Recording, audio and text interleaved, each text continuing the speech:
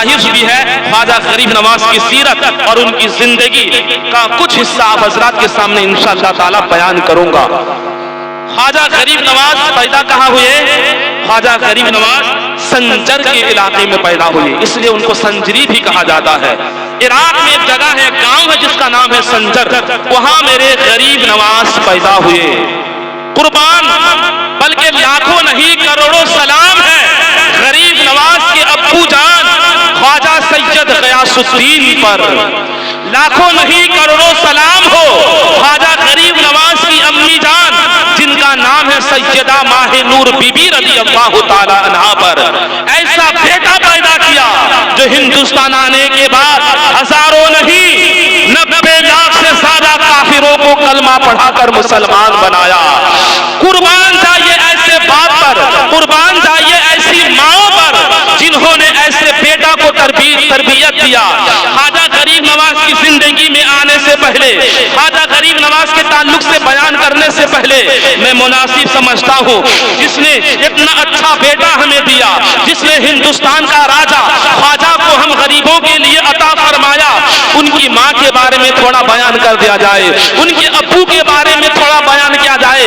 याद रखिए हमारे घर में भी, हमारे आंगन में भी, हमारे इलाके और बस्ती में भी हर दिन ना जाने कितने बच्चे पैदा होते हैं। बड़ा होने के बाद कोई बच्चा जुआरी हो रहा है, बड़ा होने के बाद कोई नौजवान शराब पी रहा है, बड़ा होने के बाद कोई लड़की को लेके भाग रहा है, माँ बाप का नाक काट रहा है। कौन? हमारे मुआशरे का नौजवान बड़ा होने के बाद माँ बाप को घर से धक्का मार के निकाल रहा है। बड़े होने के बाद कभी माँ बाप का गुस्सा, कभी अल्लाह के वलियों का गुस्सा, कभी अल्लाह के नबी की गुस्ताखी करता है। मगर कुर्बान चाहिए गरीब नवाज के अब्बू और अम्मी पर कैसा बेटा पैदा किया था। बड़ा हुआ, माँ बाप का वफादार हुआ और बड़ा हुआ, नबी का वफादार हुआ और अल्लाह का वफादार हुआ। बल्कि यूं समझिए सुन्नत और शरीयत का ऐसा पाबंद बना, ऐसा पाबंद बना, अल्लाह और रसूल का ऐसा करम हुआ। वही गरीब नवाज जो एक माँ के पेट में थे, गरीब नवाज की अम्मी जान फरमाती है अभी वो बच्चा दुनिया में नहीं आया, जैसे ही वो मेरे पेट में आया सैयदा माहे नूर बीबी फरमाती है मैं अभी पेट में बच्चा आने के बाद 1 महीना हुआ, 2 महीना हुआ, 3 महीना हो गया, जैसे ही 4 महीना हुआ और उस बच्चे के अंदर जैसे ही जान डाल दी गई। 4 महीने के बाद बच्चों में जान डाली जाती है, जैसे ही जान डाली गई वो बच्चा पेट में हरकत करने लगा। मैं समझ गई कि अब इसके अंदर जान आ गई।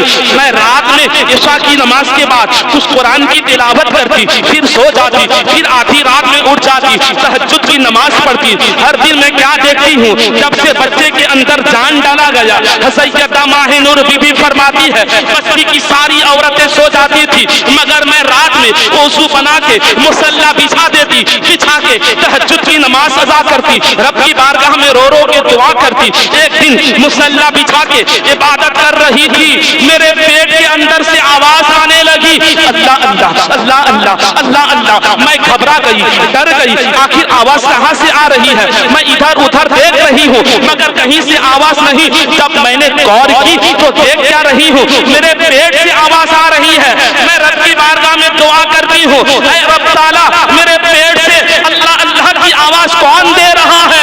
गैब से आवाज आती है ऐ माहे नूर बीबी तुम्हें मुबारक हो, तुम्हें मुबारक हो, तुम बड़ी नेक औरत हो, तुम बड़ी मुक़द्दस खातून हो, तुम्हारे पेट में अल्लाह ने अल्लाह के वलियों का बादशाह हिंदुस्तान का राजा गरीब नवाज को पैदा किया है। अभी गरीब नवाज आए नहीं हिंदुस्तान, अभी गरीब नवाज दुनिया में पैदा भी नहीं हुए, अभी मेरे गरीब नवाज माँ के पेट में है, माँ के पेट में रहकर अल्लाह अल्लाह कह रहे हैं। जरा सोचिए कैसे थे गरीब नवाज, कैसे थे उनके अब्बू अम्मी। याद रखिए जब माँ और बाप ये दोनों नेक होते हैं फिर जाके उसके घर का बेटा और बेटी नेक होते हैं। जिस घर का बाप शराबी हो, जिस घर का बाप जुआरी हो, जिस घर का बाप सूदखोर हो, जिस घर का बाप नशा करने वाला हो, उस घर का लड़का लड़की कब नेक बनेंगे। इसलिए अगर चाहते हो तुम्हारा बेटा नाम रोशन करे, अगर चाहते हो तुम्हारे घर के बच्चे नेक बने, सबसे पहले तुम नेक बन जाओ, यकीन जानो तुम्हारे घर के बच्चे बच्चे नेक बन जाएंगे। और आगे चलिए, गरीब नवाज माँ के पेट में है मगर अल्लाह अल्लाह कह रहे हैं। क्या ये सिर्फ तकरीर में सुनाने वाली बात है? नहीं नहीं, इससे कुछ समझने की भी बात है। जरा आपको अफसोस नहीं होता है वो गरीब नवाज माँ के पेट में रह के भी अल्लाह अल्लाह करे? आज हमारे बुजुर्ग हो गए हैं, बूढ़े हो गए हैं, दाढ़ी सफेद हो गई है, अभी भी दाढ़ी में खूर फिरा रहे हैं, अभी भी दाढ़ी को जमीन में गिरा रहे हैं। आपको पता नहीं चलता, आपको मालूम नहीं है ये दाढ़ी औरतों को नहीं देता अल्लाह, जो मर्द होता है मर्द को देते हैं, मर्द को अल्लाह देता है। ये दाढ़ी मर्द की शान है, मगर अफसोस तुम इस दाढ़ी को चेहरे से गिरा के औरत बनना चाहते हो। क्या बताना चाहते हो दुनिया वाले को? क्या तुम्हें मालूम नहीं तुम नबी की सुन्नत जब खूर में चाट चाट के गिराते हो, मदीना से मदीने वाले आका को कितनी तकलीफ होती होगी कि मेरा कलमा पढ़ने वाला मेरा उम्मती मेरी सुन्नत को खूर से फेर रहा है, मेरी सुन्नत को तहरा से गिरा रहा है। सोचो अगर उसी हाल में तुम्हारा इंतकाल हो गया, कब्र में जब मुनकर नकीर आएंगे, तीसरा सवाल होगा, रसूल के सामने तुम्हारा खड़ा किया जाएगा, ये मुंह लेके नबी के पास क्या जवाब दोगे? तुम क्या समझते हो जब बूढ़े हो जाओगे तब रखोगे? जिंदगी का कोई भरोसा नहीं। अगर जवानी में मौत आ गई तो क्या करोगे? बचपन में मौत आ गई तो क्या करोगे? मौत की क्या गारंटी है? कोई गारंटी नहीं। इसलिए मेरे नौजवानों, इसलिए मेरे बुजुर्गों, चेहरे में दाढ़ी सजाओ और मस्जिद को आबाद करो। वो गरीब नवाज माँ के पेट में अल्लाह कह रहे हैं, तुम बूढ़े हो गए हो, दाढ़ी सफेद हो गई है, अभी भी अल्लाह का नाम लेने का टाइम नहीं हुआ, अभी भी आपको अल्लाह का नाम लेने का श्वास नहीं आया। यकीन जानिए जो लोग अल्लाह अल्लाह करते हैं अल्लाह उसी को बुलंद करता है, जो लोग अल्लाह अल्लाह करते हैं उसी को अल्लाह बड़ा करता है, जो लोग अल्लाह अल्लाह करते हैं वही लोग दुनिया में कामयाब होते हैं, मरने के बाद कब्र में भी कामयाब होते हैं, आखिरत में भी उन्हीं को कामयाबी मिलती है। इसलिए मेरे नौजवानों, मेरे बुजुर्गों, हमेशा अल्लाह अल्लाह करो। चलो और आगे चलते हैं। गरीब नवाज माँ के पेट में है, गरीब नवाज की अम्मी कहती है मेरा बेटा पेट में है, मगर पेट में अल्लाह अल्लाह कह रहा है। और आगे चलिए, गरीब नवाज और ये बहुत सारे वाकयात इसमें पेश आए, लेकिन मुझे हयात सुनाना है, उनकी सीरत सुनाना है, मौत तक आपको ले जाना है, कुछ कुछ वाकयात, और इस्लाह असल मकसद है मेरा। और आगे देखिए, गरीब नवाज पैदा हो गए, दुनिया में तशरीफ लाए, सरकार ख्वाजा गरीब नवाज। हम लोग अजमेर जाते हैं बस देख के आ जाते हैं, लेकिन आज के बाद जब आप अजमेर जाएंगे दिल में गरीब नवाज की मोहब्बत लेके जाएंगे, उनकी अकीदत लेके जाएंगे, इसलिए कि अब आपके दिल में आज के बाद गरीब नवाज की मोहब्बत पैदा हो जाएगी। सो तो नहीं रहे, कहिए या ख्वाजा गरीब नवाज, आबेदार रहिए। गरीब नवाज पैदा हो गए, गरीब नवाज पैदा हो गए। गरीब नवाज की अम्मी, गरीब नवाज जब बड़े हुए, थोड़े से बड़े होने के बाद गरीब नवाज की अम्मी उनको अच्छा कपड़ा पहनाकर गांव के जो मकतब था, मकतब में भेज दी। गरीब नवाज जाते, वहीं से पढ़ के आ जाते और तालीम का सिलसिला चल रहा था। गरीब नवाज अभी ज्यादा बड़े नहीं हुए थे, तकरीबन 15 साल के थे, उनके अब्बू का इंतकाल हो जाता है। तकरीबन 15 साल के थे, उनके अब्बू का इंतकाल हो गया। घर की पूरी जिम्मेदारी गरीब नवाज के सर पर आ जाती है।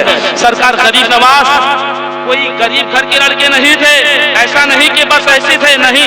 आमतौर से आजकल क्या होता है, जो गरीब घर का लड़का होता है उन्हीं को मदरसा में डाला जाता है। ईमानदार लोग सोचते हैं हम इंजीनियर बनाएंगे, डॉक्टर बनाएंगे, ये बनाएंगे, वो बनाएंगे, कुछ बन नहीं पाता है। लास्ट में फिर काम में जाते, ना इधर का हुआ ना उधर का हुआ। गरीब नवाज बहुत बड़े जायदाद के मालिक थे। उनकी जब थे सैयद गयासुद्दीन, ये नाम भी याद रखिए। जब आए हैं हीरो हीरोइन का नाम तो बहुत याद किए आप लोग, कभी कभी गरीब नवाज के अब्बू का नाम भी याद कीजिए। गरीब नवाज के अब्बू का नाम क्या है? सैयद गयासुद्दीन। भूलेंगे ना, ये जलसा भी है, मेरा दरसगाह भी है, क्योंकि इसी इलाके के आप लोग हैं, बाहर तो मैं नहीं गया हूँ, इसलिए थोड़ा थोड़ा याद भी करना आपको सबक की तरह। गरीब नवाज के अब्बू का नाम क्या है? सैयद गयासुद्दीन रज़ियल्लाहु ताला अन्हु। और उनकी अम्मी का नाम सैयदा माहे नूर बीबी रज़ियल्लाहु ताला अन्हा। याद रहेगा, माहे नूर बीबी। गरीब नवाज के अब्बू का नाम सैयद गयासुद्दीन और उनकी अम्मी का नाम सैयदा माहे नूर बीबी रज़ियल्लाहु ताला अन्हा है। सैयद सरकार गरीब नवाज रज़ियल्लाहु ताला अन्हु के अब्बू अभी गरीब नवाज 15 साल के थे, उनका इंतकाल हो गया। पूरी जिम्मेदारी गरीब नवाज के सर पे आ गई। गरीब नवाज मदरसा भी जाते, पढ़ाई भी करते और साथ साथ घर की पूरी जिम्मेदारी संभालते। गरीब नवाज के अब्बू का एक बहुत बड़ा फल का बागीचा था, फल फ्रूट का, उसमें सेब था, अंगूर था, तरह तरह का फल फ्रूट था और वो फल का बहुत बड़ा एक बागान था, बहुत बड़ा एक बागीचा था। जब गरीब नवाज के अब्बू का इंतकाल हो गया, पूरे बागीचे की जिम्मेदारी गरीब नवाज के ऊपर आ गई। हर दिन घर से पढ़ाई करने के बाद जाते बाग में, पूरे बाग में जो लोग काम करते उनको देखभाल करते और जो कुछ उससे आमदनी निकलता, दिन भर जितना इनकम होता, सुनिए हम लोग क्या करते इनकम का और वो क्या करते सुनिए, दिन भर जो कुछ इनकम होता उसको दो भाग करते। अगर दिन में ₹1,00,000 कमाते थे, 50,000 जेब में रखते थे और 50,000 गरीबों में, मिस्कीनों में, यतीमों में, मुफलिसों में, बेवाहों में उसको तकसीम कर देते। कहिए सुभान अल्लाह। आधा 50,000 कुछ करेगा, जितना भी रहे वो अपना कंजूस बन जाता है। फातिहा मिलाद के जाए 10 रुपया 20 रुपया 100 रुपया कुछ नहीं, ऐसा सबसे गरीब बस्ती में ही है। इस तरह नहीं करना। देखिए जो अल्लाह के राह में लुटाता है ना, अल्लाह उसको और अता करता है, और जो लोग कंजूस बनते हैं उसके अलमारी में पैसा रह जाता है, कब्र में पहुंच जाता है ना, पैसा साथ में जाता है। पैसा अगर गरीब मिस्किन को दे देते ना, ये गरीब के हाथ में नहीं जा रहा है, पैसा आपके कब्र में पहुंच जाता है।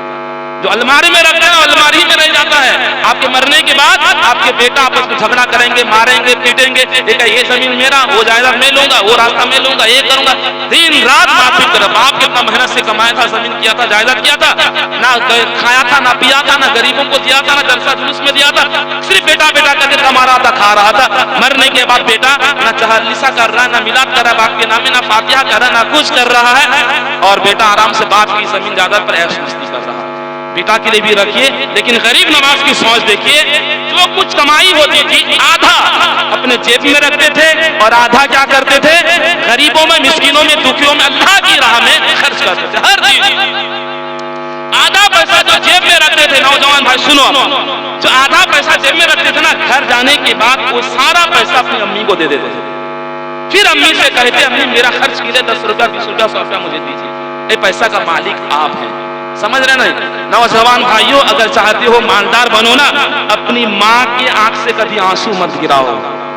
माँ बड़ी दौलत है, माँ के कदमों के नीचे जन्नत है, बाप जन्नत का दरवाजा है। ना बाप को तकलीफ दो, ना माँ को तकलीफ दो। अगर माँ बाप ना होते, नौजवानों तुम नहीं होते।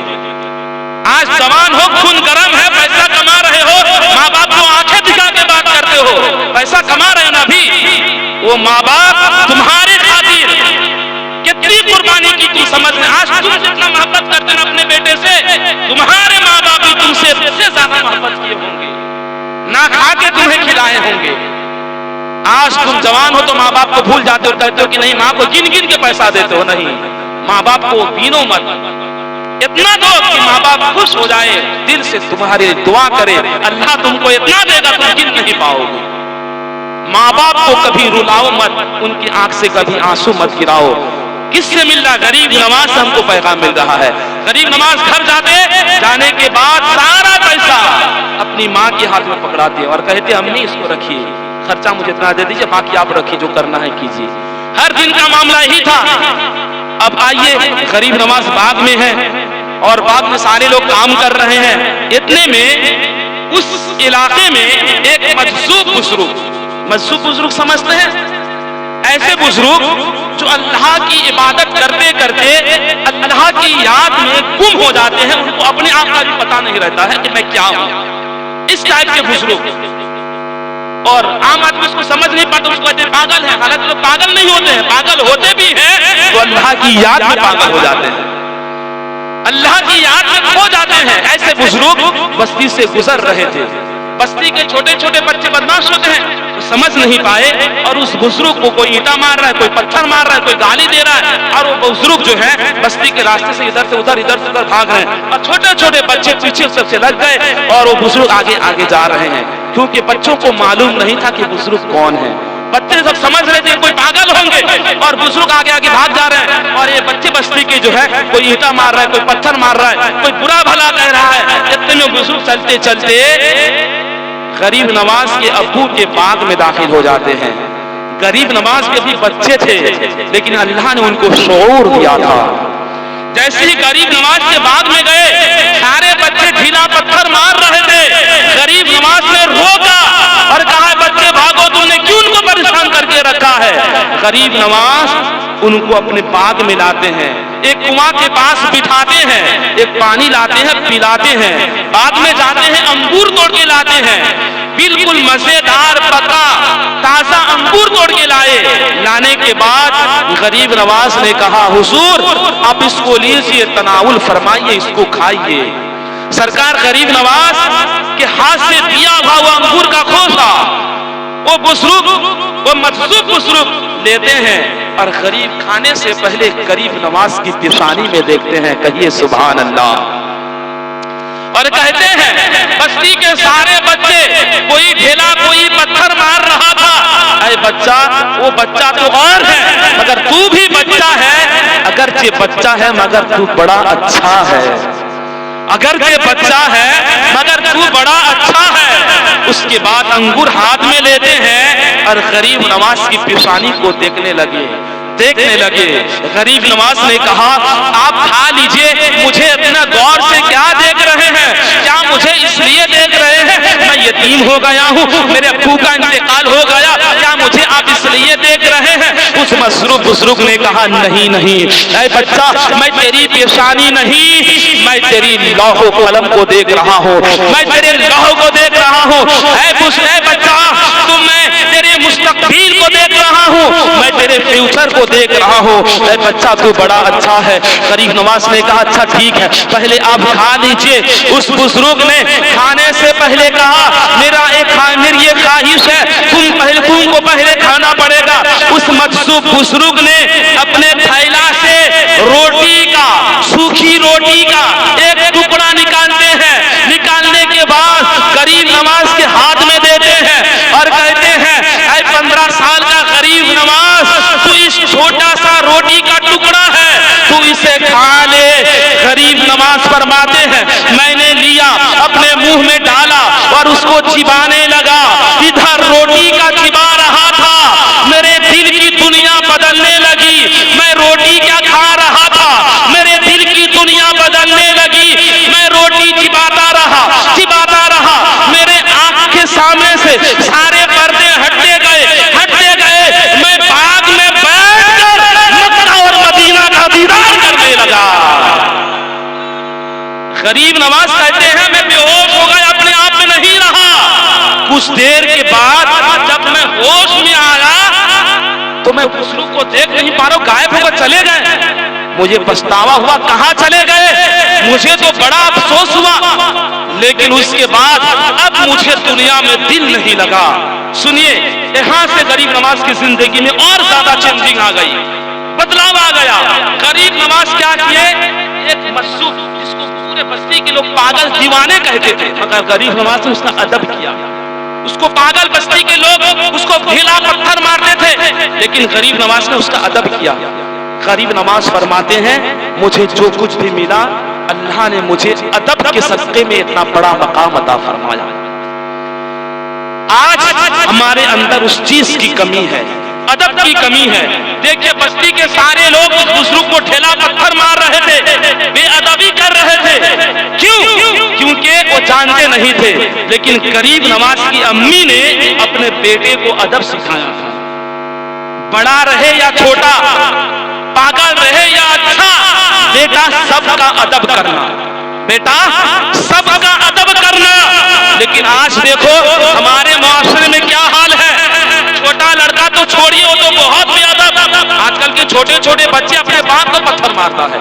छोटे छोटे बच्चे आज किसी को नहीं मानते हैं, ना कोई अदब, ना कोई तहजीब, ना कोई तमद्दुन, कुछ नहीं है, पूरा खाली। आजकल के छोटे छोटे बच्चे बात करना बाद में सीखते हैं, पहले गाली बोलना सीख जाते हैं। बात बाद में सीखते हैं, पहले गाली कहना सीख जाते हैं। ये गाली, ये बेअदबी, आज हमारे बच्चे जो बेअदब बन रहे हैं ना, ये अजमेर से सीख के नहीं आए हैं, ये बेअदब घर से सीखे हैं। घर के माँ बाप चूंकि हर दिन झगड़ा लड़ाई में लगे रहते हैं, माँ बाप को गाली, बाप माँ को गाली देते हैं, बेटा हूँ बैठ बैठ के गाली याद करता है। अगर माँ बाप एक दूसरे को दुआ देते तो दुआ याद करता, बाप बिल्कुल चिल्ला चिल्ला के गाली देते, इतना मदरसा तक आवाज आती कभी कभी, मैं तो कान बंद कर तौबा पढ़ता रहता हूं, क्या हो रहा है? मदरसा है, मस्जिद है, इतने बड़े अल्लाह के वली का दरबार है, तुम लोगों को डर नहीं, खौफ नहीं, जरा घबराते नहीं कि आवाज अगर दीवान शाह बाबा के मजार में जाकर टकराएगी, दीवान शाह बाबा देखेंगे, दीवान शाह बाबा की नजर अगर पड़, देखिए आज जो कुछ है दीवान शाह बाबा के सदके से है। आप लोग अगर और अदब सिखाएंगे ना, जब चले अदब, पर्दे के साथ, अदब के साथ, दीवान शाह बाबा आप लोगों को और ज्यादा नवाजेंगे। आज अदब की कमी है, बेपर्दगी आम है, गाली गलौज आम है, इस तरह गाली देते हैं कि गाली को लोग गाली भी नहीं समझते दुआ दे रहे हैं। बहुत अफसोस होता है। अपने खुद अदब सीखिए, बड़ों का अदब कीजिए, छोटों का किसको किस तरह, अब तो बात करने का भी ढंग नहीं है, तमीज नहीं है, जिसको जिस तरह चाहते लोग बोल देते हैं, बात कर लेते हैं। यही वजह है, आज इस हाल है। अदब सीखिए, किससे किस तरह बात करना है, अदब के साथ बात करना है। बच्चों को अदब सिखाइए, बड़ों का अदब करना है, छोटों पर शफकत करना है, अपने साथियों से किस तरह मिलना है, हर एक का अलग अलग अदब होता है। जब अदब करेंगे ना, आपका मर्तबा, आपका नसीब बहुत बुलंद हो जाएगा। हमारे बुजुर्गान दीन का कौल है कि बेअदब बेनसीब, बाअदब बानसीब। जो जितना बाअदब होता है उसका नसीब भी उतना ऊंचा होता है। और गरीब नवाज 14-15 साल की उम्र में है, लेकिन एक बुजुर्ग का अदब किए, उनको इतना नवाजा गया, इतना मालामाल किया गया।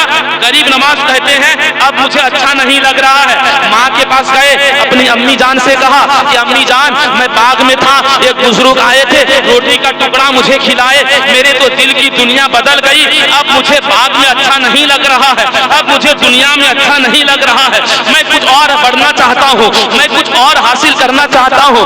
गरीब नवाज की अम्मी ने कहा अच्छा बेटा सुनो, तुम एक काम करो, तुम और ज्यादा पढ़ने चले जाओ। अगर जो तुम्हारे अब्बू नहीं है, मगर मैं तो हूँ, मैं माँ हूँ, मुझे अगर भीख मांगना पड़े भीख भी मांग लूंगी, लेकिन बेटा तुम्हें हाफिज कुरान बनाऊंगी, आलिम दीन बनाऊंगी। कहिए सुभान अल्लाह। समझ गए? आज माँ बाप दोनों रहते हैं, फिर भी बेटा को हाफिज आलिम बना नहीं पाते हैं। मगर गरीब नवाज की माँ ने कहा बेटा अगर तुम्हारे अब्बू का इंतकाल हो गया, मैं माँ जिंदा हूँ, अभी मरी नहीं हूँ, अगर मैं भीख मांगना पड़े मांग लूंगी, दूसरे का टैबलेट मांगना पड़े, बर्तन धोना पड़े धो लूंगी, मगर बेटा तुम्हें पढ़ा के आलिम दीन बनाऊंगी। कहिए सुभान अल्लाह।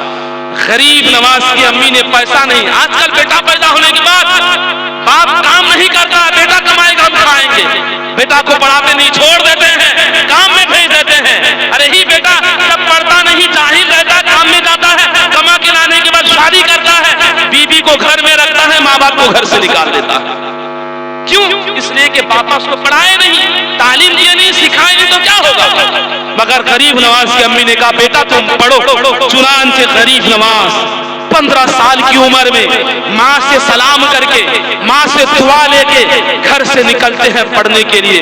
उस वक्त समरकंद और बुखारा बहुत मशहूर इलाका था इल्म दीन के हवाले से। जिस तरह आजकल हिंदुस्तान में अशरफिया हो गया, सुन्नियों का बड़ा इदारा, जामिअतुर रज़ा हो गया, हमारे इलाके में जिस तरह दारुल मुजाहिदे मिल्लत धामनगर शरीफ में है, वहाँ लोग जाते हैं पढ़ने के लिए। उस इलाके में, इराक में बुखारा एक जगह का नाम है, वहां लोग जाते थे तालीम हासिल करने के लिए। गरीब नवाज सबसे पहले घर से निकले, समरकंद गए, हाफिज कुरान बने और आलिम इब्तिदाई कुछ किताब पढ़ते हैं। उसके बाद वहां से फिर बुखारा जाते हैं और वहां अपने उस्ताद के पास फजीलत की दस्तार तक पढ़ते हैं। मुकम्मल तालीम हासिल करने के बाद उनको दस्तारबंदी होती है। दस्तारबंदी हो जाने के बाद जब गरीब नवाज आलिम दीन बन गए, अब गरीब नवाज ने कहा अभी भी मैं मुकम्मल नहीं हुआ हूँ, हाफिज हो गया हूँ, आलिम हो गया हूँ, लेकिन अभी भी मुझे जरूरत है एक अच्छे पीर, एक कामिल की जरूरत है। गरीब नवाज हाफिज आलिम होने के बाद एक पीर की तलाश में लग जाते हैं और लोगों से पूछते हैं, लोगों पीर, अच्छा पीर का पता बताओ। चुनांचे गरीब नवाज एक अच्छे पीर की तलाश में खानका तर खानका ढूंढते रहे, पीर की तलाश में एक खानका से दूसरे खानका जाते रहे, दीदार करते रहे। लेकिन आज का दौर तो और ज्यादा खराब हो गया, उस वक्त तो उतना ज्यादा खराब नहीं था, लेकिन उसके बावजूद गरीब नवाज ढूंढते रहे। पीर पकड़ना है, आलिम तो हो गए हैं, दीन का इल्म तुम हासिल कर लिए हैं, लेकिन मार्फत इलाही हासिल करने के लिए एक अच्छा पीर पकड़ना पड़ेगा। खुदा की मार्फत लेने के लिए एक अच्छा अल्लाह वालों का दामन पकड़ना पड़ेगा। अच्छे पीर की तलाश में सरकार गरीब नवाज ढूंढते रहे, ढूंढते रहे, ढूंढते ढूंढते सरकार गरीब नवाज हारूनाबाद पहुंचते हैं। हारूनाबाद पहुंचते हैं, पहुंचने के बाद वहां एक बहुत मशहूर पीर थे, एक बहुत बड़े पीर थे, जिनकी चारों तरफ डंका बज रही थी। गरीब इस तरह एक दौर था कि मुजाहिदे मिल्लत का डंका बज रहा था, एक दौर आया ताजुश शरिया का डंका बज रहा था। इसी तरह उस दौर में हारूनाबाद में एक पीर थे जिनका नाम था सैयद ख्वाजा उस्मान हारूनी रज़ी अल्लाह तआला अन्हु। कहिए सुभान अल्लाह। सरकार गरीब नवाज अपने पीर ख्वाजा उस्मान हारूनी के चौखट में जाते हैं। जब गरीब नवाज आ रहे थे, उनके पीर यहाँ बैठे थे, दूर से देख के समझ गए, वो देखो हिंदुस्तान का राजा आ रहा है। कहिए सुभान अल्लाह। अभी मुरीद हुए नहीं, सोचिए कैसे अल्लाह वाले थे, दूर से देख के समझ आते थे, वो देखो हिंदुस्तान का राजा आया है और वो मेरे पास आ रहा है अपने हिस्से का, अल्लाह ने जो मुझे दिया उसको देने के लिए, अपने हिस्से की बरकतें लेने वो यहाँ आ रहा है। गरीब नवाज आए, सरकार ख्वाजा उस्मान हारूनी, ये गरीब नवाज के पीर का नाम है, हारूनाबाद में, और उनका मज़ार जानते हैं कहाँ है? जब मैं गया था मक्का शरीफ, वहाँ जो जन्नतुल माला है ना, जब आप जाएंगे मक्का शरीफ, वहाँ से देखेंगे जन्नतुल माला जब जाएंगे, अभी कब्रिस्तान के दरमियान से रास्ता बना दिया गया, वहीं पे एक दरख्त है। हुजूर ताजुश सजा फरमाते थे, हुजूर मुफ्ती आज़म हिंद अपने कश्फ के जरिए बताते थे लोगों को कि इसी दरख्त के नीचे जो है ख्वाजा गरीब नवाज के पीर साहब ख्वाजा उस्मान हारूनी रज़ी अल्लाह तआला अन्हु का मज़ार है। तोड़ के मिस्मार कर दिया गया है, मगर दरख्त बाकी है। आज भी उस दरख्त की वजह से जो है चारों तरफ रास्ता है, बीच में दरख्त है, और वहीं पे जो है सरकार मुफ्ती आज़म हिंद फरमा के गए थे, कहीं पे जो है गरीब नवाज के पीर साहब मक्का शरीफ में उनका मज़ार शरीफ है, और जन्नतुल माला के पास उनका मज़ार आज भी मौजूद है। सरकार गरीब नवाज पीर के पास गए और पीर ने कहा कि बेटा तुम्हें मुबारक हो, मैं बहुत दिन से तुम्हारा इंतजार कर रहा था, तुम आए, तुम्हें मुबारक हो। उसके बाद सरकार गरीब नवाज ने कहा, हुजूर मैं आपके पास बरकतें हासिल करने आया हूँ। सरकार उस्मान हारूनी ने कहा, मैं समझ गया, दूर से समझ गया, तुम्हारा इंतजार था बेटा, आए बैठे। उसके बाद मुरीद करने से पहले सरकार ख्वाजा उस्मान हारूनी ने कहा कि आपको जो है कुछ चिल्ला यहाँ करना पड़ेगा, मैं कुछ वजीफा दे रहा हूँ, उसको पढ़ना पड़ेगा। कुछ वजीफा पढ़ने देते हैं, इसको पढ़ो और चले जाओ। उस वजीफा को लेते हैं, एक कमरे में चले जाते हैं, कमरा बंद करते हैं, उस वजीफा को पढ़ने लगते हैं, पढ़ रहे हैं, पढ़ते पढ़ते जब मुकम्मल हुआ आते हैं, और आने के बाद कहते हैं, हुजूर आपने जो कहा था पढ़ने के लिए मैं पढ़ दिया।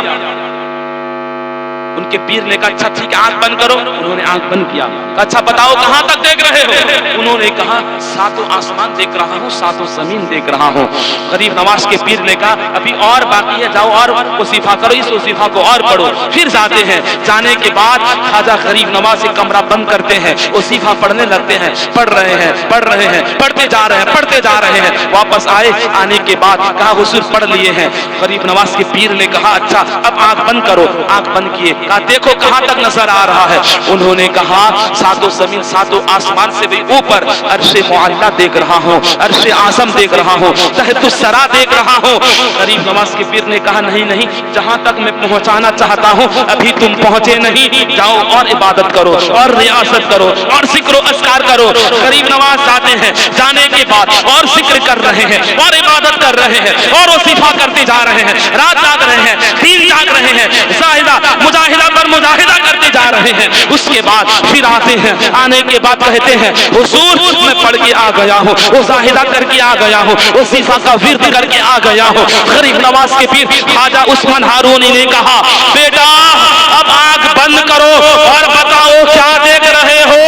गरीब नवाज कहते हैं हुजूर मैं आगे से सब कुछ पर्दा उठ गया, लामका से भी आगे, तहतु सरा से भी आगे सब कुछ नजर आ रहा है।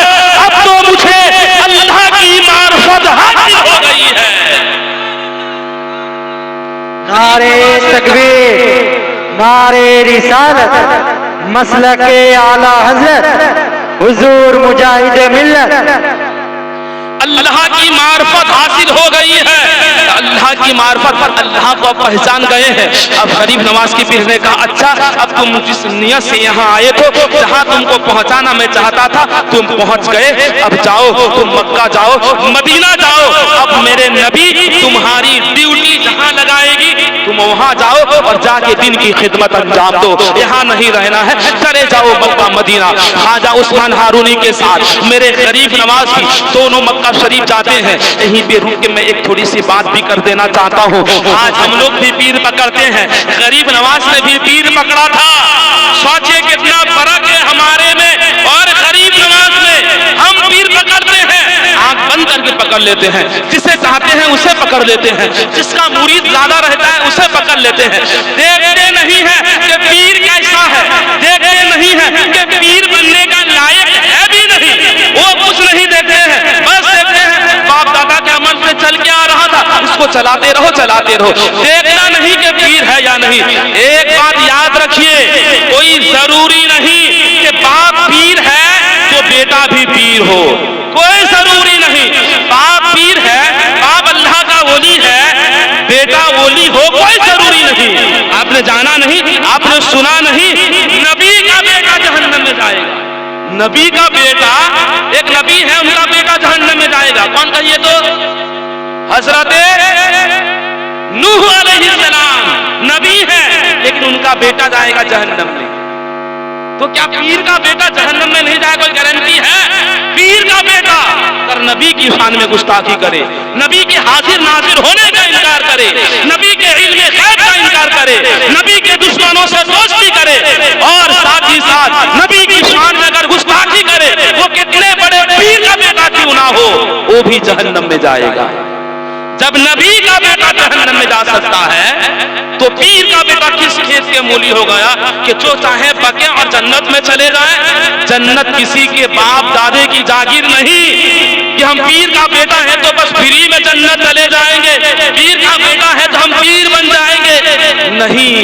हुनमांडी के सीधे साधे भोले भाले सुन्नी मुसलमानों अब समझो, आंख खोलो, दुनिया तरक्की कर गई, 2026 चल रहा है। अभी भी अगर तुम 90 साल में रहोगे तो दुनिया अफसोस करेगी कहाँ हो अभी भी। अभी 2026 चल रहा है, लोग तरक्की करके चांद में चले गए, अभी भी तुम यहाँ हो। नहीं, अब आँख खोलो और समझो, जो नबी का गुस्ताख होगा हम उसके पैर के चप्पल के नीचे रखेंगे और जो नबी का वफादार होगा हम उसे अपने सर का ताज बनाएंगे। दोस्ती हमारी मुंह चेहरा देख के नहीं, हमारी दोस्ती चाहे वो हमारा समधी हो, चाहे हमारा ससुर हो, चाहे हमारा कितना बड़ा करीबी रिश्तेदारी हो, अगर वो नबी का गुस्ताख है हमारा दोस्त नहीं हो सकता। हमारा दोस्त वही होगा जो रसूल का वफादार होगा, हमारा दोस्त वही होगा, हमारा मेहमान वही होगा। हम उसी को लड़की के साथ शादी कराएंगे, हम उसी को बेटा देंगे, उसी को बेटी देंगे जो नबी का वफादार होगा। इसी को आला हजरत ने कहा था, तुझसे और जन्नत से क्या मतलब वहाबी दूर हो, हम रसूलुल्लाह के, जन्नत रसूलुल्लाह की।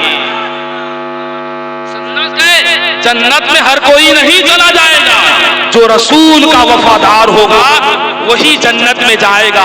इसलिए हुनमांडी के सुन्नी मुसलमानों आंख खोलो, हमारे बंगाल में बहुत ऐसे पीर हो गए हैं, बहुत पीर हैं, पता नहीं उसके बाप दादे अच्छे होंगे मुझे मालूम नहीं, लेकिन अभी जो उसके बेटे लोग हैं ना, ये नबी की गुस्ताखी कर रहे हैं, मगर आप लोगों को मालूम नहीं। आइए मैं किताब दिखाऊंगा, अगर गलत है तो आप उनको बुलाइए, मुनासरा कीजिए, बैठेंगे, किताब की रोशनी में साबित करके बताएंगे कि उन लोगों ने किस तरह नबी की गुस्ताखी की है, किस तरह नबी की शान में बेअदबी की है। हम जानते नहीं, वो सलात व सलाम पढ़ते हैं, हम दांत दिखा के हंस के कहते हैं अच्छे हैं, सलाम पढ़ते हैं, फातिहा करते हैं। उनका सलाम और फातिहा देख के भड़क मत जाओ, उनके फातिहा और सलाम देख के, उनकी दाढ़ी देख के, उनकी तस्बीह देख के, उनके माथा में सजदा कर करके थप्पा देख के तुम लोग बहक जाते हो। नहीं, सजदा नहीं देखा जाएगा, तस्बीह नहीं देखा जाएगा, दाढ़ी नहीं देखी जाएगी, उनकी ज़ुहद और तक़वा, उनकी इबादत को सिर्फ नहीं देखी जाएगी, सबसे पहले उसका ईमान देखा जाएगा। अगर वफादार है तो फिर वो हमारा पीर होगा, हम उसका मुरीद हो जाएंगे। अगर वफादार नहीं है नबी का तो फिर हम उसका कभी भी ना मुरीद होंगे, ना उसे हम घर लगाएंगे। जो हमारे नौजवान बेटी जो जवान हो गई है, उसको शादी भी सुन्नी बरेली घर में दीजिए, ताकि आपकी बेटी का भी ईमान बचा रहे, आपका दामाद का भी ईमान बचा रहे, आपका नाती जो पैदा हो वो भी ईमानदार पैदा हो। किस लिए? मसला ये है, सुन्नी की शादी सिर्फ सुन्नी से हो सकती है, सुन्नी की शादी किसी से नहीं हो सकती है, सिर्फ सुन्नी से होगी। और वहाबी देवबंदी की शादी तो कुत्ता बैल से भी नहीं हो सकता है, तो सुन्नी मुसलमान तो बड़ी अच्छी चीज है, इससे कैसे हो सकती है? इसलिए बड़ा ध्यान दीजिए, ख्याल रखिए इस बात का। ईमान कोई सस्ती चीज नहीं है, आपको बताएंगे ईमान के हवाले से। गरीब नवाज ईमान लाए और इसको हम खिलौना समझ बैठे हैं। तो गरीब नवाज पीर पकड़े देखे हैं, घूमे हैं, खान का ढूंढे हैं, कौन पीर अच्छा है, कौन कैसा है, पहले इसको देखेंगे, उसके बाद पीर पकड़ेंगे। हम लोग जिसको पाते हैं उसको पीर मान देते हैं, उसी की तारीफ करने लग जाते हैं, उसी को अच्छा कहते हैं, ये पीर अच्छा, वो पीर अच्छा। नहीं, पीर होने के लिए 4 शर्त होना जरूरी है, याद रखेंगे। पीर जब पकड़ेंगे आप लोगों को, आप लोग तो बड़े अच्छे हैं माशाअल्लाह, धामनगर शरीफ में आप सब हुजूर हबीब मिल्लत के मुरीद हैं, सुभान अल्लाह, ताजुश शरिया के मुरीद हैं माशाअल्लाह। मगर चूंकि कहीं आप लोग भड़क ना जाएं, इसलिए आप लोगों को कह दे रहा हूं। आप लोग ठीक है, आप लोगों में नहीं कह रहा, इसलिए कह रहा हूं, कहीं आपका ईमान भड़क ना जाए, दूसरों को देख के आप डगमगा ना जाए। आप लोग हबीब मिल्लत के मुरीद हैं, मुझे मालूम है, हबीब मिल्लत यहाँ आते हैं, मुझे पता है सब कुछ, लेकिन कह इसलिए रहा हूं, कहीं उन लोगों की भीड़, अभी इज्तिमा होने वाला है हुगली में, क्या विश्व इज्तिमा।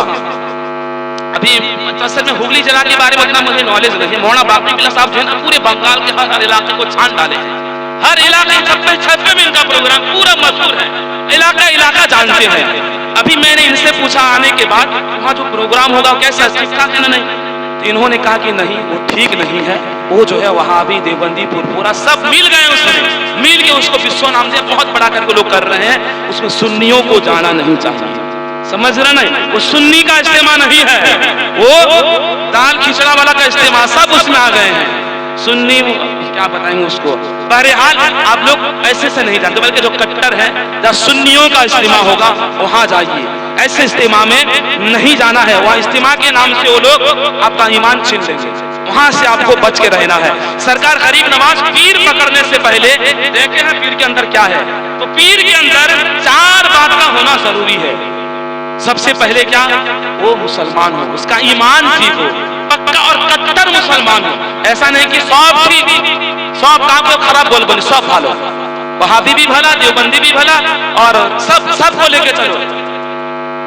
और ये एक दो नहीं, सैकड़ों उलमाए किराम का फतवा है, बल्कि हरमैन शरीफैन के मुफ्तियों का फतवा है, फतवा हरमैन, बल्कि हुस्सामुल हरमैन बाज़ाब्ता एक किताब मौजूद है वहाबी देवबंदियों के बारे में, उनकी पेशवाओं के बारे में, अशरफ अली थानवी के बारे में, रशीद अहमद गंगोही के बारे में, कासिम नानवी के बारे में ये फतवा दिया गया है कि ये लोग काफिर हैं, काफिर। उसके बाद उसी किताब में लिखा है, मन शक्का फी कुफ्रिही व अज़ाबिही फ़क़द कफ़र। जो इसके काफिर होने में, जो इसके अज़ाब होने में शक करेगा वो भी काफिर हो जाएगा। यानी अगर कोई अशरफ अली थानवी के बारे में कहे नाम भूल बसत होते बोले नीचे और काफिर नहीं, अगर कोई उसको काफिर कहने से मना करेगा या काफिर नहीं कहेगा, कहेगा कि वो मुसलमान है, जो उसे मुसलमान कहेगा वो आदमी भी काफिर हो जाएगा। जो अशरफ अली थानवी को काफिर नहीं मुसलमान कहेगा वो भी काफिर हो जाएगा। सुनिए मसला, इसलिए काफिर को काफिर कहना है। सवार सामने भालो है खाका जाएगी, या तो जन्नत में जाओ या जहन्नम में जाओ, है? कब तक दो गोलापन अच्छा नहीं है। इसके सामने इसकी तरह, उसके सामने उसकी तरह, मुंह के सामने अनेक भालो और पीठ पीछे जाके बुराई। ये सब दो सांप, दो मुखा सांप, ये लोग बहुत खतरनाक होते हैं। कुछ आदमी भी ऐसे दो मुखा सांप की तरह, इसके सामने आएंगे अनेक भालो, पीठ पीछे जाके फिर बुराई। उस तरह नहीं बनना, जो बोलना है मुंह के सामने कट्टर बन के रहो, टनाटन सुन्नी बन के रहो, ताकि तुम चाहो मरने के बाद सीधा जन्नत। टनाटन सुन्नी रहोगे, मरने के बाद सीधा जन्नत में जाओगे। और मैं इसलिए कह रहा हूं, ये मेरी जिम्मेदारी है। मैं एक आलिम दीन हूं, हदीस है, अगर आलिम दीन अपने इल्म को छुपाया, चापलूसी करता रहा, पैसा की लालच में लोगों के दिल में तकलीफ ना हो जाए, और फिर मैं छुपाता रहा, आप लोगों को बताया नहीं, मैं रोटी कमाता रहा, पैसा कमाता रहा, कुछ बोलूंगा नहीं, बोलने से माहौल खराब होगा, लोग बिगड़ जाएंगे, मुझे निकाल देंगे, मुझे कोई परवाह नहीं। रोजी देने वाला अल्लाह ताला है, जहां भी जाऊंगा दीन की खिदमत करूंगा, अल्लाह खूब नवाजेगा। याद रखिए, अगर मैं नहीं बताया ये सब, कल क़यामत के दिन अल्लाह मुझे पकड़ लेगा और कहेगा तुझे इल्म से नवाजा था, आलिम दीन बनाया था, तूने छुपाया, जा तेरा ठिकाना जहन्नम में है। जो आलिम दीन इस तरह की काम करते हैं, कल क़यामत के दिन एक हदीस में आई है, उसकी ज़बान में आग की लगाम लगाई जाएगी, आग की लगाम लगाई जाएगी, उसको जहन्नम में भेजा जाएगा। इसलिए मैं नहीं चाहता हूं कि मैं चुप शैतान बन के जहन्नम में जाऊं, अपने आग में। मैं तो दुनिया की आग बर्दाश्त कर नहीं पाता हूं, जहन्नम की आग मैं कैसे बर्दाश्त करूंगा। इसलिए मैं कट्टर कट्टर बोलता हूं, सीधा साधा बोलता हूं, खारा खारा बोलता हूं, अच्छा लगे या बुरा लगे, लेकिन मुझे यकीन है जो ईमानदार होगा उसे अच्छा ही, जो ईमानदार होगा उन्हें तो अच्छा ही लगेगा। क्योंकि गरीब नवाज ने जो पीर पकड़ा, ढूंढ के पकड़ा, हमको पकड़ना। पहली शर्त क्या है? मुसलमान होना है, कट्टर मुसलमान। दूसरे में क्या है? उसका सिलसिला जो है रसूल पाक तक पहुंचता हो। तीसरे में क्या है? तो वो आलिम दीन हो। चौथे में क्या है? वो फासिक के मुअल्लिम ना हो। ये चार शर्त है एक पीर होने के लिए। मगर आज जो बंगाल में पीर साहब सब है ना आसपास, ये पीर था बाप बेटा पीर होगा, ये लोग पढ़े नहीं है, जाहिल है, आलिम नहीं है। कहाँ जुम्मा पढ़ना चाहिए और कहाँ नहीं होना चाहिए ये भी मालूम नहीं है। हम लोग जुम्मा की बात जोहर पढ़ते हैं, लेकिन कुछ पीर साहब ऐसे हैं जो मना करते हैं कि नहीं जुम्मा के दिन जोहर नहीं पढ़ा जाएगा। जुम्मा के दिन जोहर कहाँ पढ़ना चाहिए और कहाँ पढ़ना नहीं चाहिए कौन बताएगा? ये आलिम दीन बताएंगे, ये मुफ्ती बताएंगे। ये जाहिल पीर को क्या मालूम है? ये लोग तो खुद जाहिल है, खुद भी गुनाह कर रहे हैं और अपने मुरीदों को भी गुनाह में लगाए हुए हैं।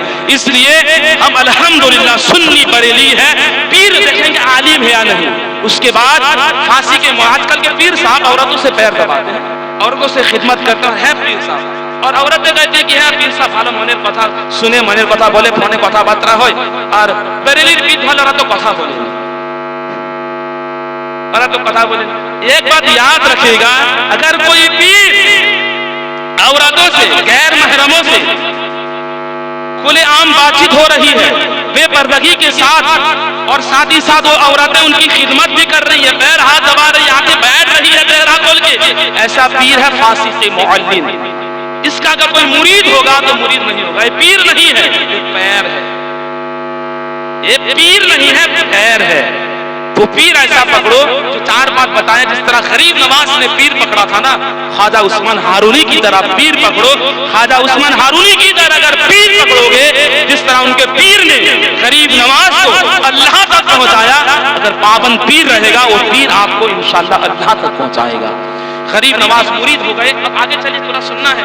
गरीब नवाज मुरीद हो गए और पीर साहब ने कहा चलो अब मक्का मदीना जाना है। टाइम अब मुख्तसर कर रहा हूँ, वक्त काफी हो गया, मैं तो देखा भी नहीं घड़ी, और 1 घंटा हो गया। अब मैं इसको सिमट रहा, मुख्तसर कर रहा हूँ। गरीब नवाज वहां से कहाँ गए? मक्का शरीफ गए। पीर के साथ गए। ख्वाजा गरीब नवाज के पीर हैं, उस्मान हारूनी बैठे हैं, उतने बड़े पीर के साथ गरीब नवाज गए। गरीब नवाज का हाथ पकड़े उनके पीर और कहा, ऐ अल्लाह की इज्जत व जलाल का घर खाना ए काबा, मैं अपना मुरीद उस्मान हारूनी के लाया हूँ और तेरे घर के तवाफ के लाया हूँ। ऐ अल्लाह, तू मेरे इस मुरीद को अपनी बारगाह में कबूल फरमा। किताबों में बात आती है, जब ख्वाजा उस्मान हारूनी ने आवाज लगाई तो गैब से निदा आई, ऐ उस्मान हारूनी, तेरा मुरीद अल्लाह की बारगाह में मकबूल है, अल्लाह ने उसे कबूल फरमा लिया है। चुनांचे वहां से कबूलियत की डिग्री मिल गई। मिलने के बाद वहां कुछ दिन रहे, वहां के अरकान अदा किए, मुस्तल्फा गए, मीना गए, सफा मरवा में सही किए, आबे समसम किए। उसके बाद वहां से आ जाते हैं। आने के बाद मकाम अरफात से होते हुए सरकार गरीब नवाज अपने पीर के साथ मदीना शरीफ आ गए हैं। मदीना शरीफ में है, गरीब नवाज है, उनके पीर साहब हैं। गरीब नवाज का हाथ पकड़ के मेरे नबी के रौजे पास, मेरे नबी के रौजे के पास गरीब नवाज के पीर गरीब नवाज का हाथ पकड़ के मदीना ले गए। रौज़ा-ए रसूल है, जाली रसूल है, सुनहरी जाली के सामने खड़े हैं और खड़े होकर सलाम पेश करते हैं। करने के बाद ख्वाजा उस्मान हारूनी कहते हैं, या हबीबी या रसूल अल्लाह, या हबीबी या नबी अल्लाह, ये मेरा मुरीद खास है, जो बरकतें मुझे मिली थी वो सारी बरकतें मैंने इसे नवाजा और इसको लाया। इसकी सलाम को आप कबूल कीजिए, इसको अपनी बारगाह में कबूल कीजिए। जब मेरे गरीब नवाज पहली मर्तबा मदीना गए, मदीना जाने के बाद जब डाली के पास खड़े होकर मेरे गरीब नवाज ने पुकारा था, उस वक्त मदीना में रौज़े रसूल से आवाज आई थी, वालेकुम सलाम या मुईनुद्दीन। सुभान अल्लाह, आवाज आई। उसके बाद चले गए, गरीब नवाज वहीं पे ठहरने लगे। मस्जिद कुबा चले जाते, ज़ियारत यहाँ करते, मस्जिद कुबा में जाके आराम फरमाते। वही करीब ही में है मस्जिद कुबा, वो भी बड़ी बरकत वाली मस्जिद है। गरीब नवाज मस्जिद कुबा में इबादत करते थे। रात में गरीब नवाज सोए हैं और ख्वाब में मेरे नबी तशरीफ लाते हैं। कहिए सुभान अल्लाह। गरीब नवाज मदीना में आराम फरमा रहे हैं और ख्वाब में मेरे नबी आते हैं। मेरे नबी ने कहा, ऐ मुईनुद्दीन, ऐ हसन, आज से तुम मुईनुद्दीन हो। तुम्हें अल्लाह ने यहाँ सोने के लिए पैदा नहीं किया। जाओ, तुम हिंदुस्तान चले जाओ। तुम्हारी ड्यूटी हिंदुस्तान में लगाई जाती है। तुम्हारे पीर ने तुमको मार्फत इलाही की दौलत से नवाजा है। अब तुम दीन की खिदमत करने के लिए हिंदुस्तान चले जाओ। तुम्हें हिंदुस्तान का बादशाह बना के भेजा जाता है। गरीब नवाज जब आंख खोलते हैं, सोचते हैं हिंदुस्तान किधर है? मैं तो इराक का रहने वाला हूँ, मैं तो खुरासान और संजर का रहने वाला हूँ, मगर हिंदुस्तान किधर है? सोचो फिक्र में थे। आंख लगती है, फिर मेरे नबी आते हैं और मेरे नबी पूरे हिंदुस्तान का मैप दे देते हैं, पूरा नक्शा देते हैं और कहते हैं इसी नक्शे में है, आपको हिंदुस्तान पहुंच जाना है। गरीब नवाज मदीने से घर आते हैं, फिर गौसे पाक के बारगाह में जाते हैं, गौसे आजम से इजाजत लेते हैं, कुछ दिन वहां ठहरते हैं। ठहरने के बाद अब गरीब नवाज निकल रहे हैं। गरीब नवाज निकल रहे थे, रास्ता में एक जगह रुकना हुआ। सरकार गरीब नवाज ठहरे हैं। गरीब नवाज के पास एक मस्जिद में ठहरे थे। एक छोटा सा बच्चा गरीब नवाज के पास आया, एक नौजवान लड़का गरीब नवाज के पास आया और आने के बाद कहा कि हुजूर, आप कहीं जाने वाले हैं? मेरी माँ ने मुझे आपके पास भेजा है, मैं भी आपके साथ जाना चाहता हूँ। गरीब नवाज ने कहा, मैं हिंदुस्तान जाऊंगा, तुम कहाँ जाओगे? उन्होंने कहा कि मेरी माँ ने कहा, हाँ मुझे भी लेके चलिए, मैं भी आपके साथ जाना चाहता हूँ। गरीब नवाज ने कहा, अच्छा लेके तो जाऊंगा, पहले बताओ तुम्हारा नाम क्या है? उसने कहा, मेरा नाम कुतुबुद्दीन बख्तियार काकी है। कहिए सुभान अल्लाह। गरीब नवाज के साथ ख्वाजा कुतुबुद्दीन बख्तियार काकी आके कहते, मैं भी आपके साथ जाऊंगा। वहीं से उनके साथ हो जाते हैं। गरीब नवाज उनको साथ ले देते हैं। कुतुबुद्दीन बख्तियार काकी कौन है? जिनका मजार दिल्ली में है। ख्वाजा निजामुद्दीन औलिया का मजार है, कुतुबुद्दीन बख्तियार काकी का भी मजार दिल्ली में है। चुनांचे ख्वाजा कुतुबुद्दीन बख्तियार काकी कौन जानते हैं? वो कोई ऐसे वैसे बुजुर्ग नहीं है। ख्वाजा कुतुबुद्दीन बख्तियार काकी, ये भी अल्लाह के बहुत बड़े ओली हैं। ख्वाजा कुतुबुद्दीन बख्तियार काकी बचपन से बहुत बड़े पाए के बुजुर्ग थे। ख्वाजा कुतुबुद्दीन बख्तियार काकी आप कभी सुने नहीं होंगे, आज सुन लीजिए मेरी माँ बहनें, जरा गौर से सुने। ख्वाजा कुतुबुद्दीन बख्तियार काकी अभी 5 बरस के हैं। कितना? 5 बरस के। उनकी अम्मी ने उनके बेटे को मदरसा भेजा और कहा बेटा मदरसा जाओ। माँ बेटे को पंजाबी पैजामा पहनाकर, टोपी पहनाकर, अच्छे से बाल में कंघी कर कर, अच्छे से सजाकर बेटा को मदरसा भेज देते हैं। बेटा पहला दिन है, 5 साल का उम्र का लड़का है। आज 5 साल की उम्र में भेजते मदरसा? नहीं भेजते हैं। इसलिए मेरी माओ से गुजारिश है, आप अपने छोटे छोटे बच्चे को अभी से मदरसा भेजिए, ताकि जाते जाते उसकी आदत बनेगी, आते आते उसकी आदत होगी। मगर आप भेजते नहीं है। बहुत तकलीफ की बात है, अफसोस की बात है। दूर दूर से बाहर से लड़के आके यहाँ से पढ़ के जाते हैं, मगर हुनमांडी के बच्चे जाहिल रह जाते हैं, अनपढ़ रह जाते हैं। अफसोस की बात है, चराग के नीचे अंधेरा रह जाता है। चराग यहाँ से रोशन हो रहा है, मगर आप अंधेरे में पड़े हैं। अपने बच्चे को भेजिए। 5 साल की उम्र में ख्वाजा कुतुबुद्दीन बख्तियार काकी की अम्मी ने अपने बेटे को मदरसा भेजा। ख्वाजा कुतुबुद्दीन बख्तियार काकी है, 5 साल का उम्र है। उस्ताद ने कहा बेटा पढ़ो।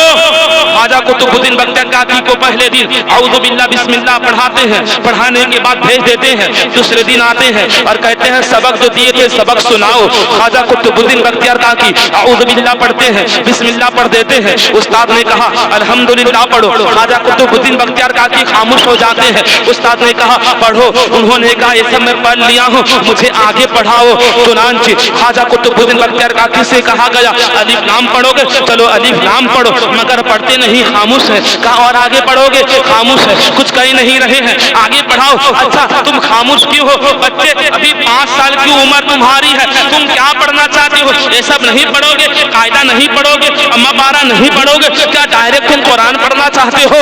उस वक्त ख्वाजा कुतुबुद्दीन बख्तियार काकी ने कहा था ये सब तो मैं पढ़ चुका हूँ, मुझे पढ़ाइए। सुब्हानल्लाज़ी असरा बिअब्दिही लैलन मिनल मस्जिदिल हराम इलल मस्जिदिल अक़सा। उस्ताद ने कहा बेटा ये तो 15 पारा की आयत पढ़ रहे हो, 14 पारा नहीं पढ़ोगे। उन्होंने कहा मेरी अम्मी 14वीं पारा की हाफिज़ा है। मेरी अम्मी घर में उस वक्त तक कोई काम नहीं करती है जब तक ये फजर की नमाज पढ़ के 14 पारा तिलावत ना कर ले। मेरी अम्मी मुझे गोद में लेकर झाड़ू लगाती है, कुरान पढ़ती है। मेरी अम्मी घर का काम करती है, मुझे गोद में लेके कुरान पढ़ती है। मेरी अम्मी गोद में लेके कुरान पढ़ती थी और मैं सुन सुन के 14 पारा का हाफिज़ कुरान। नारे तकबीर, नारे रिसालत, मसलके आला हज़रत उर्से ख्वाजा गरीब नवाज फैज़ान दीवान शाह बाबा। समझ गए हैं क्या कह रहे हैं? 5 साल की उम्र है, बेटा कह रहा है 14 पारा के बाद मुझे पढ़ाओ। कहां से सीखे? बेटा ने कहा मैं बहुत से आसन तो माँ के पेट से याद करके आए थे। मगर ये बच्चा क्या कह रहा है, मेरी माँ मेरे पैदा होने के बाद जब मुझे कुछ काम काज करती, फजर में उठती, फौरन काम में नहीं लग जाती, पहले नमाज पढ़ती, फिर कुरान पढ़ती। 14 पारा जब तक पढ़ नहीं लेती, ना घर में झाड़ू लगाती, ना थाली मारती, ना कुछ काम करती। पहले पढ़ती, उसके बाद काम करती। मैं सुन सुन के 14 पारा याद कर लिया हूँ। जरा सोचे, माँ बाप जब नेक होते हैं फिर बेटा बेटी नेक होते हैं। फिर वही कहूंगा मेरी माओ, मेरी बहनों, तुम ताबीज लेने आते हो, मेरा बेटा बिगड़ गया है ताबीज दे दो, मेरा बेटा शराब पीता है ताबीज दे दो, मेरा बेटा जुआ खेलता है ताबीज दे दो। मेरी माओ मेरी बहनों, ताबीज की तुम्हें जरूरत नहीं पड़ेगी अगर गोदी में बेटा बेटी को लेके कुरान पढ़ोगे। बेटा के सीने में कुरान की ताबीज दे दो तो दुनिया की और कोई ताबीज की जरूरत नहीं पड़ेगी। जब तुम्हारे बेटे के दिल में अलहम्द होगा, जब तुम्हारे बेटे के दिल में सूरह बकरा होगा, जब बेटे के दिल में 20 पारा होगा, तो उस बेटे को ना जिन्नात पकड़ेगा, ना भूत पकड़ेगा, ना खबीर का असर होगा। आपका बेटा दुनिया में भी कामयाब होगा, आखिरत में भी कामयाब होगा। लेकिन अफसोस आजकल की माँ बहनें ना कुरान खोलती है कभी, ना नमाज पढ़ती है। ना कुरान खोलती है, ना नमाज पढ़ती है। नींद से उठती है, झाड़ू लेती है, फौरन गाली देना शुरू कर देती है। उसका कचरा यहाँ आ गया, उसका गंदगी यहाँ आ गया, बस गाली गोलू शुरू। जहाँ एक शुरू हो गई दूसरी शुरू। उसके बाद जो मर्द हजरा बाप को क्या चाहिए, घर में कुरान पढ़ना चाहिए। जो बाप और काम में जाएंगे, देखिए अफसोस होता है बहुत, हिंदू लोग काम में जाने से पहले ना उसके घर में एक मंदिर बना के रखते हैं। लोग पहले जाते हैं,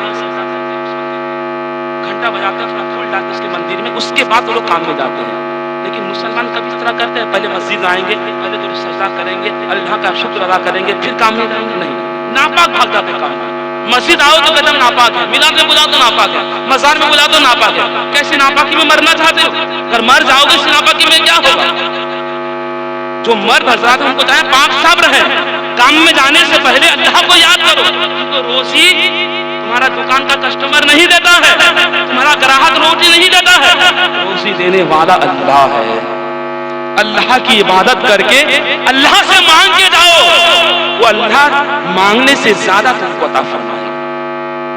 लेकिन करते क्या हो, नापाक दुकान जाके खोल देते हो, नापाकी की हालत में काम में चले जाते हो और अफसोस भी नहीं होता है। अगर घर में नमाज पढ़ के कुरान खोल के काम में जाओगे, माँ बहनें नींद से उठ के पहले नमाज पढ़ेगी, कुरान पढ़ेगी, फिर घर में झाड़ू झटा लगाएगी, तो मैं जरूर और यकीन से कहूंगा, तुम जब घर में नमाज पढ़ोगे, तुम जब घर में कुरान पढ़ोगे, देख देख के तुम्हारे घर के छोटे छोटे बेटा भी किताब खोल के बढ़ जाएंगे। कहना नहीं पड़ेगा बेटा कुरान पढ़ो, कहना नहीं पड़ेगा बेटा मदरसा जाओ, कहना नहीं पड़ेगा बेटा नेक बन जाओ। जब तुम नेक बन जाओगे, जब तुम कुरान पढ़ने बन जाओगे, तुम्हारे घर के बच्चे भी कुरान पढ़ने वाले बन जाएंगे, सजा करने वाले बन जाएंगे। इसलिए जरूरत है आज भी अगर हम अपने बेटे को ख्वाजा गरीब नवाज की सीरत सुनाएंगे। सीरत इसीलिए बयान किया जाता है, तकरीर का असल मकसद यही होता है बुजुर्गान दीन ने क्या किया, हम क्या कर रहे हैं। आज माँ बहनें सीरियल देख करके सीखती है जिंदगी गुजारना, इसलिए बेटा बेटी भी सीरियल की तरह पैदा हो रहा है। बड़े होने के बाद सीरियल की तरह नाचने लगता है, डांस करता है माँ बाप के सामने, माँ बाप ताली मारते कहते बहुत अच्छा नाच रहा है, मेरा बेटा बहुत अच्छा गा रहा है। और मालूम नहीं नाचते नाचते आप ही को घर से निकालने वाला है जवान होने के बाद। यही लड़का जवान होके क्योंकि हीरो दिखाए, हीरोइन दिखाए, फिल्म दिखाए ना, ये बड़ा होके हीरो गया अब फिर अदा करेगा और फिर आप ही को लात को घर से निकालेगा। बात बहुत सारा है, वक्त हो गया है, बहुत बड़े खतीब बैठे हैं, इतना देर बिठाना भी इनको मुनासिब नहीं है, गुस्ताखी हो रही है। अब आइए मैं करता हूँ, असल में चूंकि उर्स के मौके पर लोग सुन नहीं पाते हैं, अपने अपने काम में मेहमान नवाजी में लगे रहते हैं। यही मौका है जहां मैं इनको कुछ सुधार सकूं, कुछ हिदायत दे। अल्लाह तो हिदायत देने वाला, अल्लाह इनको हिदायत दे ताकि और तरक्की करे, मसला की आला हजरत पर सख्ती से कायम रहे। गरीब नवाज वहां से निकले, मैं बहुत कुछ बोलने वाला था मगर टाइम चूंकि बिल्कुल मुख्तसर है, अब आखिर में आ जाता हूँ। गरीब नवाज वहां से चलते चलते गरीब नवाज ईरान आए, अफगानिस्तान आए, वहां से पाकिस्तान आए, लाहौर के रास्ते से हुए गरीब नवाज जो है आपका दिल्ली आए, दिल्ली से पानीपत किनारे से होते हुए गरीब नवाज राजस्थान आके पहुंचे, जहां अजमेर शरीफ है वहां आके पहुंचे। सरकार गरीब नवाज रज़ी अल्लाह ताला अन्हो वहीं पे मौजूद है। और गरीब नवाज जब आए, चारों तरफ कुफ्र ही कुफ्र है, कोई ना अपना घर है, ना वहाँ कोई अपना दर है, ना कोई वहाँ अपना रिश्तेदार है।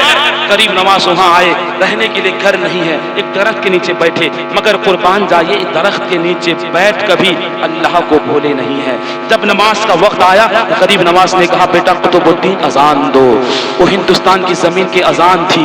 जब कुतुबुद्दीन बख्तियार काकी ने राजस्थान की धरती में खड़े होकर अजान पुकारा, अल्लाह वहदहू ला शरीक की वहदानियत का ऐलान किया, रसूल की रिसालत का ऐलान किया, जब वो आवाज अना सागर के चारों तरफ गूंजने लगी तो एक अजीब कैफियत आ गई, चारों तरफ एक अजीब माहौल बन गया। उसी माहौल में सरकार गरीब नवाज ने नमाज पढ़ाई, गरीब नवाज इमाम बने। ख्वाजा कुतुबुद्दीन बख्तियार काकी हम तकबीर दिए। नमाज मुकम्मल होने के बाद दूर से काफिर और मुशरिकीन मंदिर में बैठे बैठे सारा माजरा देख रहे थे, ये क्या हो रहा है, हमारे हिंदुस्तान में कौन लोग आ गए हैं, ये लोग उठक बैठक क्यों करते हैं। कुछ हिंदू आए, आने के बाद कहने लगे तुम कौन लोग हो, किस मुल्क से आए हो, किस देश से आए हो, पहली मर्तबा देख रहे तुम लोगों को, कहां से आए हो, ये उठक बैठक क्या है, ये खड़े होकर आवाज लगाना क्या है, दिन में 5-5 बार ऐसे आवाज क्यों लगाते हो, उठक बैठक क्यों करते हो, 5-5 बार हाथ मुंह धोते हो, कुल्ली करते हो, गड़गड़ा करते हो, नाक मुंह साफ करते हो, आखिर वजह क्या है, ये है क्या? तो गरीब नवाज ने कहा ये इस्लाम है। गरीब नवाज ने कहा ये इस्लाम है, ये इस्लाम है, और हमारे इस्लाम में दिन में 5 वक्त नमाज फर्ज है। लोगों ने कहा तुम्हारा घर नहीं, रिश्ते नमाज से की, हाँ घर बाद में, रिश्तेदार बाद में, परिवार बाद में, पहले इबादत, पहले नमाज, पहले हम नमाज पढ़ते हैं। अच्छा उठक बैठक है क्या, इसी को हम नमाज कहते हैं। अच्छा जोर से चिल्लाना ये अजान है, क्या तुमको खराब लगे? नहीं, बहुत अच्छा अजान देते हो, बहुत अच्छी आवाज लगती है, बहुत सुनने अच्छा लगता है, ठीक है तुम लोग सुनते जाओ। गरीब नवाज अजान दी, किसी को कुछ नहीं कहे, नमाज पढ़ते गए। उसके बाद लोगों को बैठ के कुछ कुछ तबलीग करते और कुछ कुछ नसीहत करके वो लोग भी आके बैठ गए, सुनते रहे। एक दिन ऐसा हुआ कि राजा का हुक्म हुआ कि इन लोगों को पानी बंद कर दिया जाए, पानी ना दिया जाए। अना सागर पर पहरा लगा दिया, तुम लोग वुजू करते हो, हमारा पानी गंदा हो जाता है, तुम लोग नाक साफ करते हो, पानी गंदा हो जाता है, पानी बंद कर दिया गया। मगर गरीब नवाज ने कहा अच्छा ठीक है कोई बात नहीं। जब अजान का वक्त हुआ, गरीब नवाज ने अपने खादिम ख्वाजा कुतुबुद्दीन बख्तियार काकी से कहा बेटा एक लोटा ले जाओ और अन्ना सागर से कहो ऐ अन्ना सागर तुझे ख्वाजा गरीब नवाज बुला रहे हैं, कहिए सुभान अल्लाह। इतना कहना था, जब गए तो पूरे अन्ना सागर का पानी एक लोटा में आ गया। मुख्तसर में कह रहा हूँ जल्दी जल्दी, पूरा अन्ना सागर का पानी एक लोटा में आ गया। जब सारा पानी यहाँ आ गया, मछली तड़पने लगे, लोग तड़पने लगे। एक रिवायत में बात ये आती है कि सिर्फ अन्ना सागर का नहीं, उस दिन पूरे अजमेर में बल्कि पूरे राजस्थान में हर नदी का, हर तालाब का, हर कुएं का पानी खुश्क हो गया था, सूख गया था। सारे लोग बेचैन हुए, परेशान हुए, मंदिर में आए और कहने लगे पानी हो गया था, पानी हो गया, पानी खत्म हो गया, शायद कि अजाब नाजिल हो गया, कुछ हो जाएगा, पानी दिला दो। मंदिर में जाके सिर तकते रहे, सर तकते रहे, मंदिर में जाके अपनी मूर्ति, अपने देवताओं को बुलाते रहे, मगर कोई मदद नहीं किया। मदद कैसे करेगा, ये पत्थर का मूर्ति क्या मदद कर सकता है, कोई मदद नहीं कर सका। आखिरकार लोग हैरान परेशान हो गए, गरीब नवाज के कदमों में आए। आने के बाद कहे हुजूर हम लोगों से गलती हो गई, हम लोगों को माफ कर दिया जाए। गरीब नवाज ने कहा ये इस्लाम है, अगर कोई आता है माफी मांगने के लिए हम अकड़ते नहीं, हम उसे माफ कर देते हैं, चाहो तुम्हें माफ कर देते हैं। गरीब नवाज से कहा कि अच्छा जो पानी आप ले ली है, पानी से अन्ना सागर को भर दो। गरीब नवाज ने कहा ये कोई और मजहब होगा जो पानी से रोकता है, मगर हम दुश्मनों को भी पानी देते हैं, पानी से रोकते नहीं है। गरीब नवाज ने कहा पानी लो जितना लेना चाहते लो। उन्होंने कहा अन्ना सागर को पानी से भर दो। गरीब नवाज ने ख्वाजा कुतुबुद्दीन बख्तियार काकी से कहा बेटा जाओ पानी लेके जाओ, अन्ना सागर में उड़ेल दो। गरीब नवाज के खादिम ख्वाजा कुतुबुद्दीन बख्तियार काकी जाते हैं, पूरा अन्ना सागर में पानी डाल देते हैं, पूरा अन्ना सागर पानी से भर जाता है। बहुत भीड़ लगी हुई थी, चारों तरफ लोगों का भीड़, चारों तरफ से लोग देख रहे थे ये क्या मामला है, एक फकीर है, एक दुर्वेश है, कहां से आए हैं, ना इसका घर है, ना दर है, ना इसके साथ कोई फौज है, ना ताकत है, ना कुव्वत है, ना बंदूक है, ना तलवार है, ना कुछ है, मगर उसके बावजूद इनका पावर मानना पड़ेगा, इनकी ताकत मानना पड़ेगा। इनकी हुकूमत तो पानी पर भी चल रही है, पानी को बुलाते तो पानी आ जाए, पानी को छोड़े तो पानी से भर जाए। यकीनन ये बहुत बड़े कोई पहुंचे हुए होंगे। वो सारे हिंदू गरीब नवाज के कदमों में आते हैं और आने के बाद कहते हैं हुजूर यकीनन आप भी अच्छे हैं, आपका इस्लाम भी अच्छे हैं। उसी दिन एक ही दिन में 30,000 से ज्यादा काफिर कलमा पढ़ के मुसलमान हो जाते हैं। 30,000 से ज्यादा काफिर एक ही दिन में कलमा। उसके बाद हर दिन कुछ कुछ मुसलमान होते रहे, मुसलमान होते रहे। एक दिन ऐसा आया, अब मुख्तसर बात इख्तिताम पर है कि चारों तरफ से, सारे पूरे हिंदुस्तान में इस्लाम फैल गया, इस्लाम फैल गया। एक दिन आया, रजब का महीना था, रजबुल मुरज्जब की 6 तारीख की शब थी। सरकार गरीब नवाज, उनकी शान ये थी, गरीब नवाज का मकाम ये था, उनके खादिम का कहना है गरीब नवाज इशा की नमाज कश्मीर में पढ़ते रात भर कहीं गायब हो जाते थे, फिर फजर में आते थे नमाज के टाइम, चेहरा बड़ा रोशन होता, मुनव्वर रहता।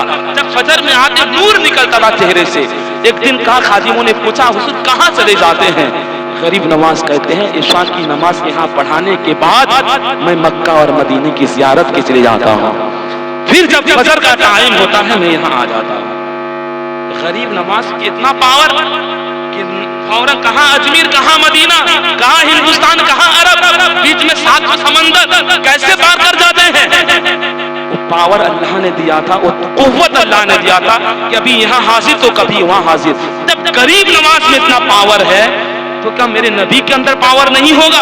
आजकल जो पीर लोग कहते हैं, आजकल जो लोग कहते हैं कि नबी हाजिर नाजिर नहीं है, जब गरीब नवाज कभी अजमेर में हाजिर है, कभी मदीना में हाजिर है, अभी यहाँ मौजूद, अभी वहां मौजूद, क्या मेरे नबी कभी मदीना में, कभी हनुमान जी में नहीं आ सकते हैं? हमारा अकीदा है अगर हम हनुमान जी में गरीब नवाज का उर्स कर रहे हैं, हमारा अकीदा है गरीब नवाज भी देख रहे हैं, मदीना से मदीने के ताजदार मेरे नबी भी। रजब की 6 तारीख थी, रात हो गई थी, इशा की नमाज पढ़ लिए थे। खादिमों का कहना था रात में गरीब नवाज अंदर से कमरा बंद कर देते हैं, अंदर चले जाते हैं।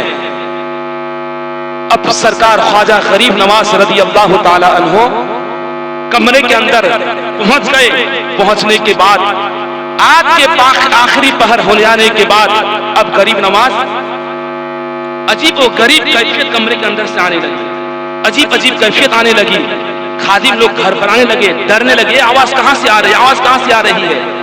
मगर किसी की हिम्मत नहीं रही कि दरवाजे में दस्तक दे या दरवाजा खोला जाए। रात के आखिर पहर में सरकार गरीब नवाज रज़ी अल्लाह ताला अन्हो की आवाज बंद हो गई और बिल्कुल आखिर वक्त में जो है जब आवाज नहीं आई, फजर की अजान हो गई। नमाज पढ़ने के लिए खादिमों ने आवाज लगाई, दस्तक दी, मगर अंदर से कोई आवाज नहीं आई। जब कोई आवाज नहीं आ रही है, खादिम अपने अपने सब नमाज पढ़ लिए। नमाज पढ़ लेने के बाद अब खादिमों ने गरीब नवाज के दरवाजे को तोड़ा। जब तोड़ के अंदर जाते हैं, क्या देखते हैं? गरीब नवाज का इंतकाल हो गया है। इन्ना लिल्लाहि व इन्ना इलैहि राजिऊन। सरकार गरीब नवाज के करीब खादिम लोग गए, आंखों में आंसू है। गरीब नवाज के चेहरे को जब खोलते हैं, जब गरीब नवाज के चेहरे को देखते हैं तो क्या देखते हैं? गरीब नवाज की पेशानी में लिखा हुआ है हाज़ा हबीबुल्लाह फी हुब्बिल्लाह। अरबी में लिखा हुआ है हाज़ा हबीबुल्लाह फी हुब्बिल्लाह। अल्लाह की मोहब्बत में, अल्लाह की राह में गए हैं, अल्लाह के महबूब बन के दुनिया से गए हैं। उसके बाद 90 लाख से ज्यादा काफिरों को कलमा पढ़ाकर मुसलमान बनाकर गरीब नवाज हिंदुस्तान से गए। लेकिन आज भी हिंदुस्तान की चौकट से न जाने कितने काफिर कलमा पढ़ के मुसलमान हो रहे हैं।